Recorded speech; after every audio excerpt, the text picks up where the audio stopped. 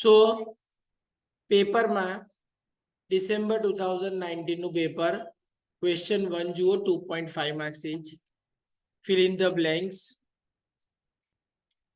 અંદર લખ્યું છે do not copy the question write only question number and answer એટલે ખાલી જગ્યા આખી લખવાની નહીં ડાયરેક્ટ આન્સર જ લખવાનો પણ જો આપણી પાસે બહુ જ બધો ટાઈમ હોય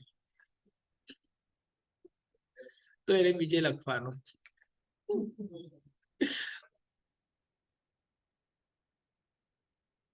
ઓપ્શન આપ્યા છે decision making activity wealth maximization value creation financing activity and cash flow dash generation is the true test of a firm's performance and is vital for its long-term survival and growth. તો અહીંયા આગળ આવશે cash flow. શું આવશે? બરાબર? તો cash flow generation એ શું થાય? ફર્મના પરફોર્મન્સનું ટ્રુ ટેસ્ટ કહેવાય. The process of dash is the driving force behind the financial management. તો કયો process? And creating wealth for the shareholder. તો answer is wealth maximization. એક મિનિટ પ્રોસેસ છે ને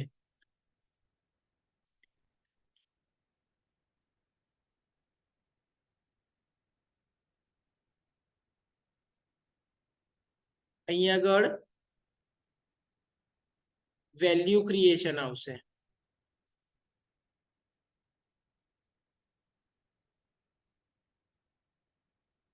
તો વેલ્યુ ક્રિએશન બિઝનેસ માટે વેલ્યુ ક્રિએટ કરવાની ધંધાની વેલ્યુ મેક્સિમાઇઝ કરવાની is the driving force behind the financial management and creating wealth of the shareholder by increasing the value of investment in the business.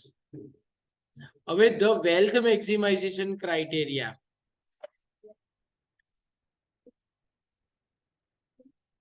is based on the concept of cash flow generated from the use of the asset. The main function of the treasurer are related to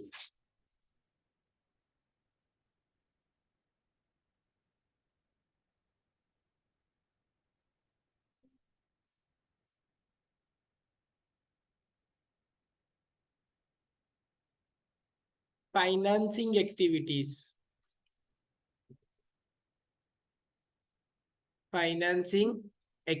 of the firm.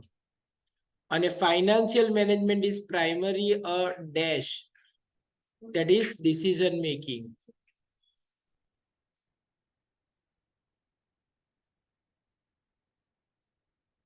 Involving investing and financing decision. चलो match the following. Match करता आवड़े मानो working capital केवी રીતે મળે current asset minus current liability બરાબર તો working capital નો use ક્યાં આગળ કરીશું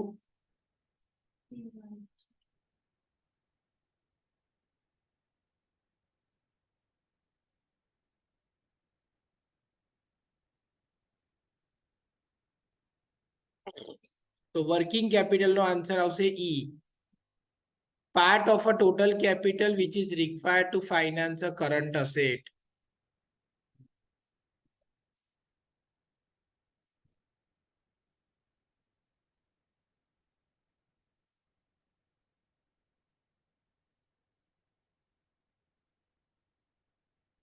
Working capital management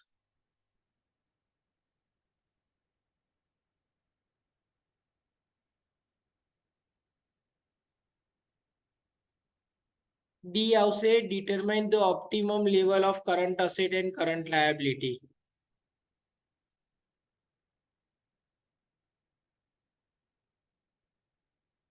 Operating cycle C આવશે length of a time between purchasing of raw material and receiving cash from the debtors. Stiff credit standard એટલે strict credit standard રાખો તમે તો સેલ્સ ઘટી જાય, બી આવશે. અને લિબરલ કેશ પેમેન્ટ ઇન્ડ્યુસ અ prompt payment, આખું રિવર્સમાં આપી દીધું છે ABCD. જોયું? એક છતું લખ્યું ને એક મોટું. પછી જોડો.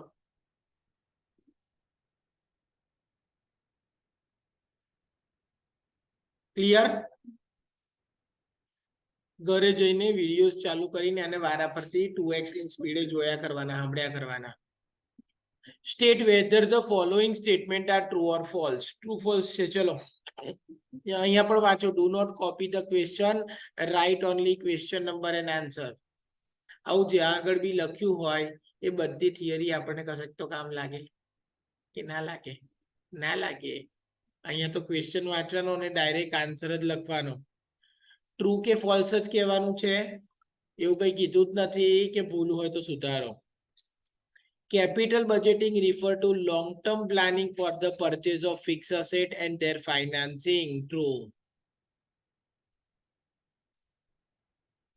Accounting rate of return is the rate of return on investment on capital asset. Accounting rate of return, that is rate of return on investment on capital asset. I think આવું પછી કહીશ તમને. The third one, the cost of capital refer to minimum required rate of return a firm must earn on its investment, that is on asset, in order to maintain the present market value of the share. True. એટલે આપણે જેટલા ચૂકવવાના છે એટલા તો earn કરવા પડે ને. KR એટલે cost of retained earning is the opportunity cost for dividend foregone by the shareholder. True. Cost of capital has a direct relation with risk involved in the firm. True. બધા true પણ હોઈ શકે. હા, હવે accounting rate of return વાળું જોઈ લઈએ. આ પણ ટ્રુ જ આવશે, તો બધા ટ્રુ છે. Question number D, choose the appropriate answer. Operating leverage 2:1 એટલે 2 જ કહેવાય. ફાઇનાન્શિયલ લીવરેજ 3:1 એટલે 3 જ કહેવાય. તો કમ્બાઇન્ડ લીવરેજ કેટલા આવશે? 6:1, 2 3s are 6.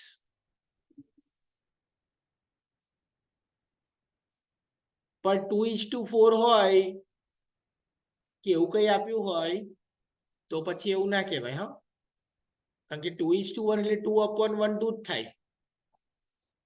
હા, પણ જનરલી એવું નહીં આપે. અહીંયા 2/1 ને 3/1, તો 2 3s are 6 થઈ ગયા. If sales is 10 lakh, variable cost 40% of sales, fixed operating cost 2 lakh, 10% debenture 10 lakh, combined leverage, તો આખી ગણતરી પૂછી કાઢી. સેલ્સ કેટલા હતા?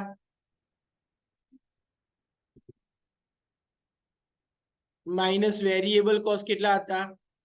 40%, એટલે 4 lakh. તો કોન્ટ્રીબ્યુશન કેટલું આવ્યું? માઇનસ ફિક્સ કોસ્ટ કેટલા? તો બચ્યા કેટલા? IBIT મળ્યા. માઇનસ ઇન્ટરેસ્ટ કેટલું હતું? 10% ડિબેન્ચર ઓફ 10 lakh, તો 10 lakh ના 10% 1 lakh, તો EBT કેટલા આયા? 3 lakh. તમારે શોધવાનું શું છે? Combined leverage. તો કમ્બાઇન્ડ લીવરેજ ની ફોર્મ્યુલા શું? Contribution divide by EBT. Contribution કેટલું હતું? 6 lakh, અને EBT કેટલા આયા? 3 lakh, તો 2:1. લખી રાખજો સાઈડ ઉપર.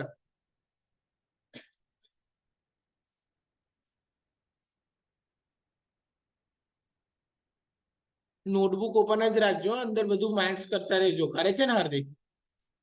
હાર્દિક તો ડાયો છે. માનવ બળી ગઈ છે. Write a note on organization of finance function. Theory છે. explain in brief wealth maximization. અને C, the actual ratio of Fadnavis Limited compared to the industry are given below. Give your one line key interpretation based on the industry's average. તો ratio compare કરીને એની interpretation લખવાની છે. એ કોલેજના એક દાખલામાં આપેલું છે એ પ્રમાણે હું કરાઈશ. લાયા છો કોઈ? કેશા કઈ છે?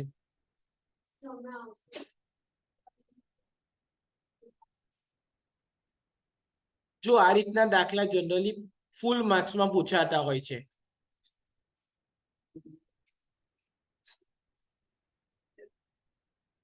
તો અહીંયા A અને B બે અલગ દાખલા છે.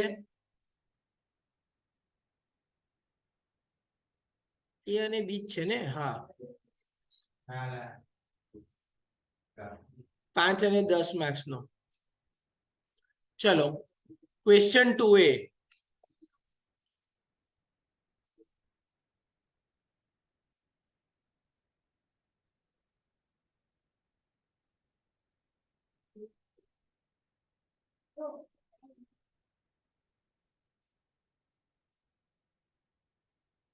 ચલો ઓર વાળો ક્વેશ્ચન 2A શું કહે છે જુઓ તો. If the interest rate is 8%, what is doubling period as per rule 72? તો એમાં પહેલામાં શું ગણવાનું છે? Doubling period. કયો રૂલ છે? તો ડબલિંગ પીરિયડ કઈ રીતે મળે? રૂલ 72 પ્રમાણે 72 ડિવાઈડ બાય કે. તો 72 ડિવાઈડ બાય કે કેટલા હતા? તો કેટલા આયા? 9 years. ડબલિંગ પીરિયડ નો બીજો રૂલ કયો હતો?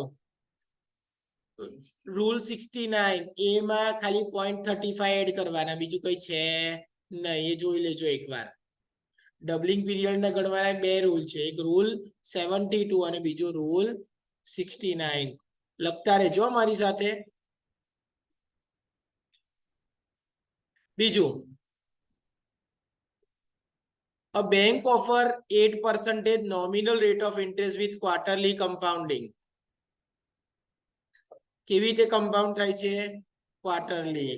what will be the effective rate of interest? શું ગણવાનું છે આમાં?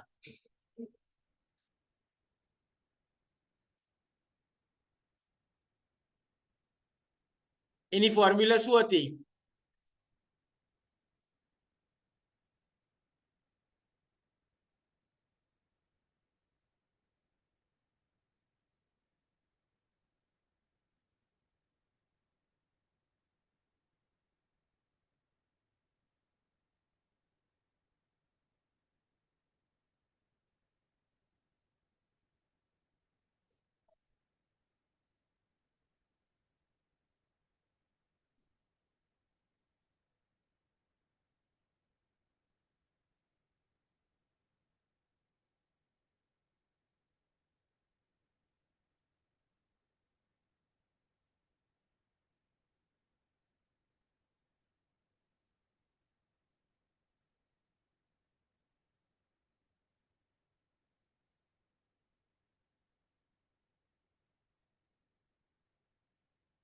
ચલો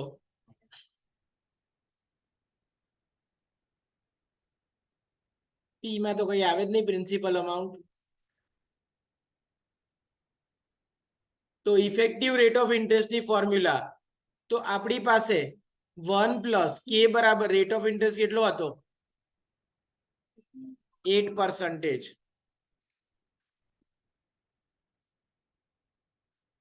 એમ ઇઝ ઇક્વલ ટુ કેટલા આવશે? 2. હા, એમ ઇઝ ઇક્વલ ટુ 4. કમ્પાઉન્ડેડ કેવો છે? ક્વાર્ટરલી. ક્વાર્ટરલી એટલે વર્ષમાં 4 વાર. Raise to 4 minus 1. તો 4 2 ઝા 8. 1 પ્લસ 2% કરો.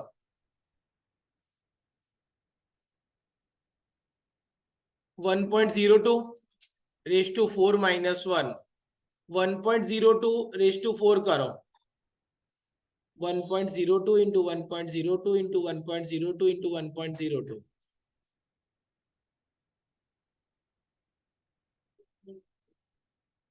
કેટલા આયા? 1.08 minus 1.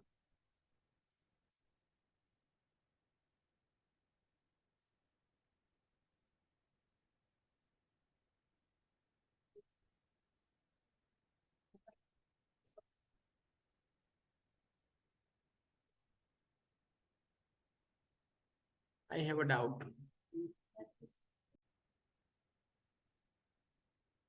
So 1.0824 આયા મલ્ટીપ્લાય બાય કેટલા કરવાના પછી 100 તો 8.24%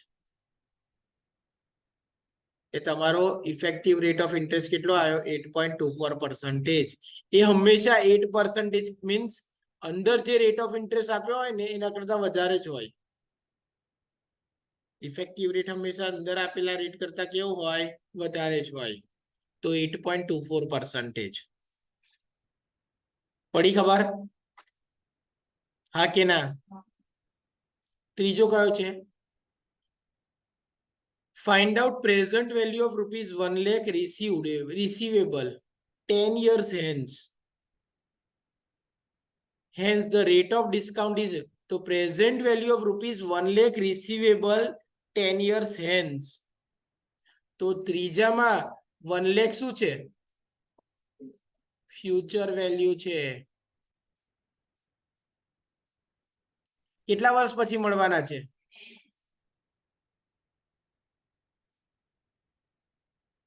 ડિસ્કાઉન્ટ રેટ કેટલો હતો? તો તમારે ફાઇન્ડ શું કરવાની છે? તો પ્રેઝન્ટ વેલ્યુ ફાઇન્ડ કરવાની છે. તો present value is equal to future value into present value interest factor k rate of n period. K is equal to 8%, n is equal to 10 years. Future value is 1 lakh. અને તમને table આપેલું જ છે જુઓ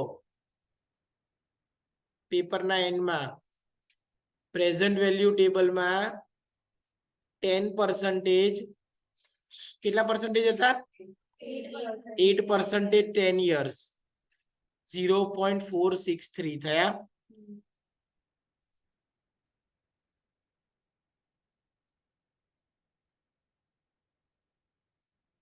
તો 0.463. સો present value હંમેશા ઓછી હોય. તો 46,300. આ તમને શું મળી ગઈ? Present value. લખતા જાવ છો ને?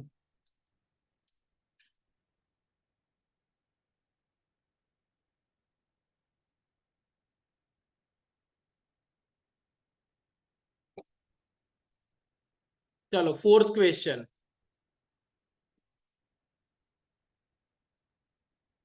If company deposit 1 lakh today in a bank which pays 7% interest compounded annually, how much will be the deposit grow after 8 years?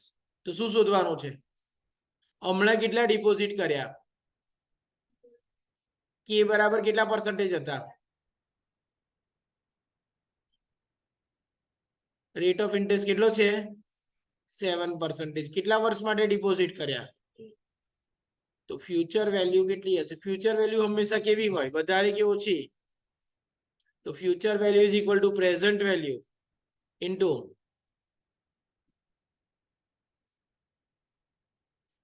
present value interest factor k rate of n period. K is equal to 7%, n is equal to. તો future value નું table જોવાનું. કયું table જોવાનું? Future value નું. શું છે? Annuity નહીં આવે. દર વર્ષે જો પૈસા ભરતો હોય તો એન્યુઇટી આવે. અહીંયા એવું કીધું છે દર વર્ષે ભરે છે. If company deposit 1 lakh today in a bank, ખાલી આજે જ ભર્યા છે. Which pays 7% interest compounded annually. Annually તો વ્યાજ 7% ગણાય છે. Annually એ પૈસા નથી ભરતો. How much will be the deposit grow after 8 years? તો future value નું ટેબલ તમને દેખાયું ફ્યુચર વેલ્યુ ઇન્ટરેસ્ટ ફેક્ટર કેટલા પર્સન્ટેજ હતા 7% ને કેટલા વર્ષ 8 year તો 7% 8 years 1.594 તો 1.594 તો ફ્યુચર વેલ્યુ આવશે 1,59,400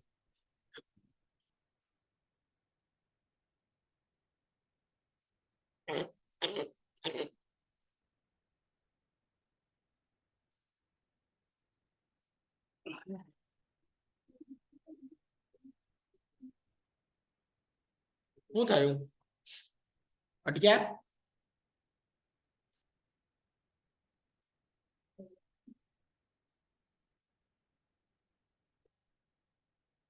ચલો પાંચમો ક્વેશ્ચન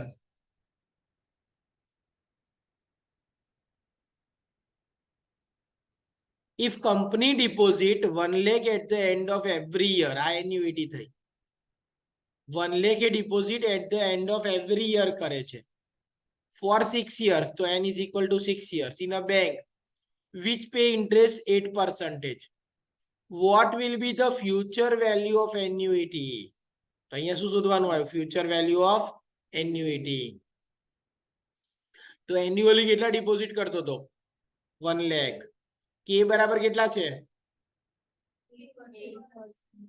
કેટલા વર્ષ સુધી ડિપોઝિટ કર્યા તો ફ્યુચર વેલ્યુ ઓફ એન્યુઇટી કેટલા તો formula future value of annuity is equal to annuity into future value annuity interest factor કે રેટ ઓફ એન પીરિયડ કે કેટલા 8% એન કેટલા 6 years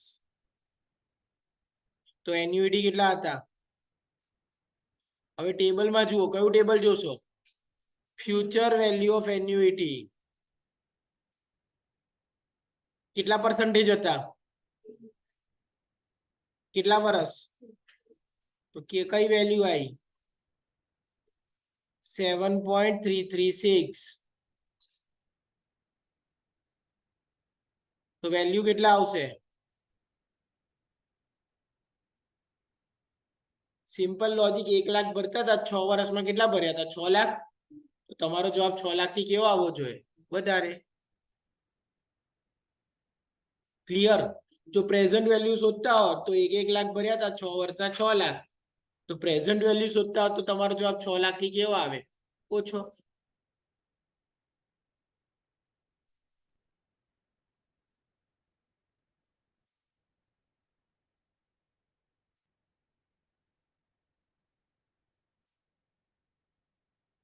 હવે આ દાખલો from the following information complete the balance sheet તો સૌથી પહેલા આ બેલેન્સ શીટ બનાવી દો તમે ક્વેશ્ચન માર્ક વાળી ખાલી ક્વેશ્ચન માર્ક ના કરતા એની જગ્યા ખાલી રાખજો ફટાફટ બનાવી દો એટલે આપણે જે બી વસ્તુ ફાઇન્ડ કરીશું એની અંદર લખતા થઈશું ઓકે ચલો from the following information complete the balance sheet share capital reserve surplus current liability fix asset current asset में क्या क्या है स्टॉक છે डेटर्स છે અને कैश છે and total net profit is 1 lakh net profit ratio 10% જે ઇન્ફોર્મેશન આપી છે ને એથી ગણતા જવાનું એટલે કૃષ્ણ ભગવાને નહીં કીધું કર્મ કરે જા ફલ કી આશા મત રખ એવું ગણતા જવાનું તમને કોઈ ને કોઈ જગ્યાએ તો આન્સર આવી જ જશે क्वेश्चन 2b तो સૌથી પહેલા શું આપ્યું હતું net profit ratio formula net profit divide by sales into 100 net profit percentage કેટલા છે 10 અને નેટ પ્રોફિટ હતો 1 લાખ તો 10 net profit 1 lakh upon sales into 100 तो सेल्स કેટલું આવી જશે 1 लाख डिवाइड बाय 10 इनटू 100 तो सेल्स તમને કેટલું મળ્યું 10 लाख ચલો પહેલી ઇન્ફોર્મેશન પરથી સેલ્સ મળ્યું સેલ્સ તો બેલેન્સ શીટ માં કઈ લખવાનું નથી તો ભવિષ્યમાં કામ આવશે ત્યાર પછી શું છે ગ્રોસ પ્રોફિટ રેશિયો કેટલો હતો 20%. ચલો એનો યુઝ કરી લઈએ. Gross profit percentage is equal to gross profit divide by sales into 100. કેટલા છે ગ્રોસ પ્રોફિટ percentage? તો ગ્રોસ પ્રોફિટ સેલ્સ કેટલા હતા into 100. તો 20 into 10 lakh divide by 100. તો ગ્રોસ પ્રોફિટ મળશે. તો ગ્રોસ પ્રોફિટ કેટલા આયા 2 lakh.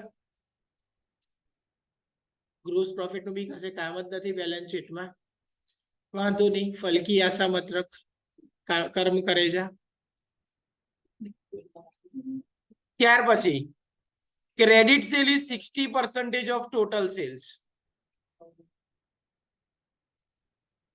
ચલો ટોટલ સેલ્સ કેટલા છે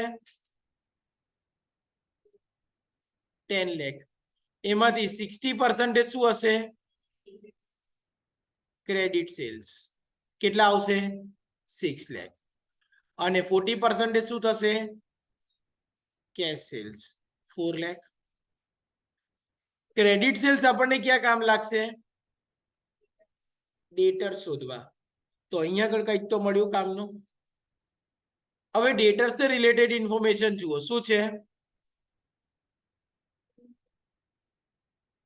ડેટર્સ ને રિલેટેડ ઇન્ફોર્મેશન કઈ છે એવરેજ કલેક્શન પીરિયડ કેટલા હતા.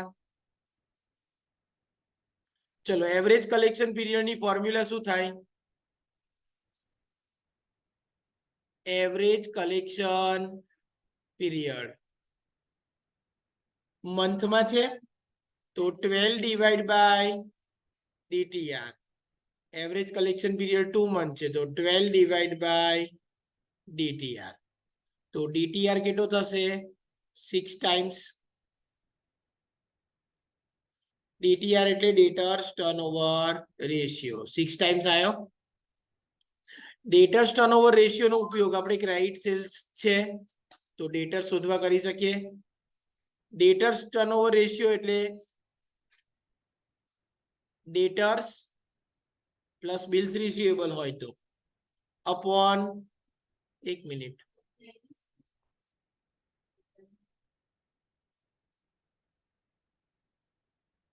Credit sales upon debtors. Credit sale કેટલું છે 10 lakh. હા 6 lakh. ડેટર શોધવાના અને ડેટર્સ ટર્નઓવર રેશિયો કેટલો હતો તો ડેટર્સ કેટલા આવી જશે પહેલી વસ્તુ મળી. તો ડેટર્સ ની વેલ્યુ હું લખીશ 1 lakh. તમે બી લખી નાખો.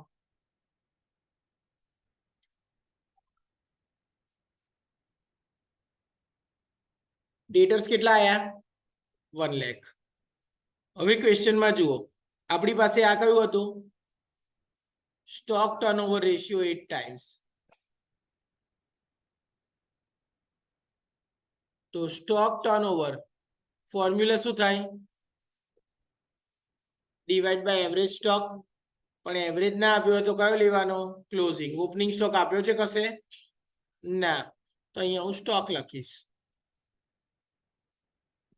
સ્ટોક ટર્નઓવર રેશિયો કેટલો આપેલો છે કેટલો COGS કઈ રીતે મળે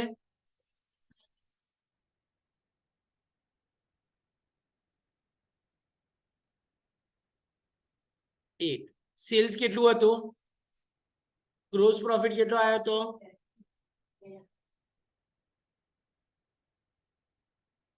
તો stock is equal to 10 minus 2. તો સ્ટોક કેટલો આવી ગયો 1 lakh.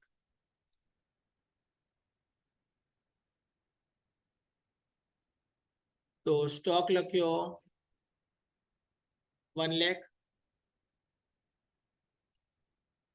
હવે શું છે ફિક્સ એસેટ ટર્નઓવર રેશિયો. શું થાય formula sales divide by average fix asset. Average નથી એટલે ક્લોઝિંગ લઈ લેવાની. ફિક્સ એસેટ ટર્નઓવર રેશિયો કેટલો છે? સેલ્સ કેટલું હતું? ફિક્સ એસેટ શોધવાની. તો ફિક્સ એસેટ 2,50,000 એટલે 2.5 લાખ એવું લખાય. લખીએ ત્યારે તો ફિક્સ એસેટ 2.5 લાખ.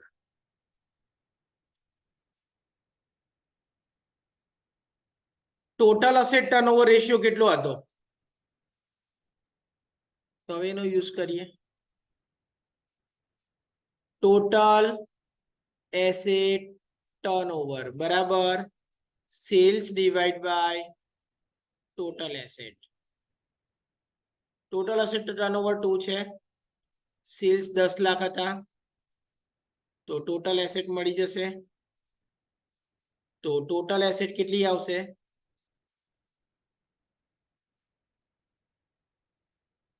ટોટલ એસેટમાં કોણ આવે? ફિક્સ એસેટ અને કરંટ એસેટ. તો 5 લાખ આયા, એમાંથી ફિક્સ એસેટ કેટલી આવી હતી? તો બેલેન્સ શું આવી ગઈ? કેટલી? 2.5 લાખ.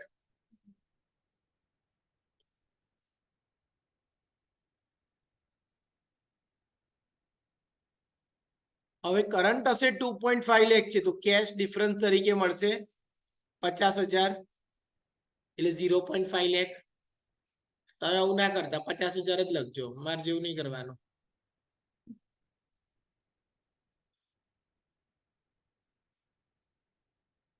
હવે શું આપ્યું છે?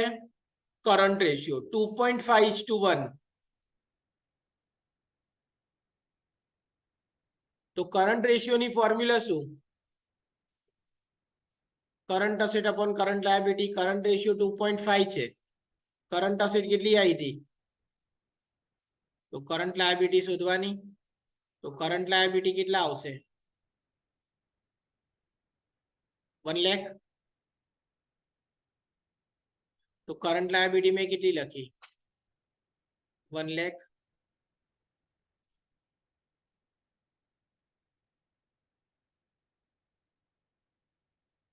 શેર કેપિટલ કેટલી છે? તો એસેટ નું ટોટલ 5 લાખ, તો લાયબિલિટી નું પણ કેટલું? 5 લાખ. તો શેર કેપિટલ કેટલી હતી? ટોટલ લાયબિલિટી ના કેટલા પર્સન્ટેજ? તો 5 લાખ ના 60%. તો શેર કેપિટલ મેં કેટલી લખી? તો બાકી જે બચ્યું એ રિઝર્વ એન્ડ સરપ્લસ કેટલું આવશે?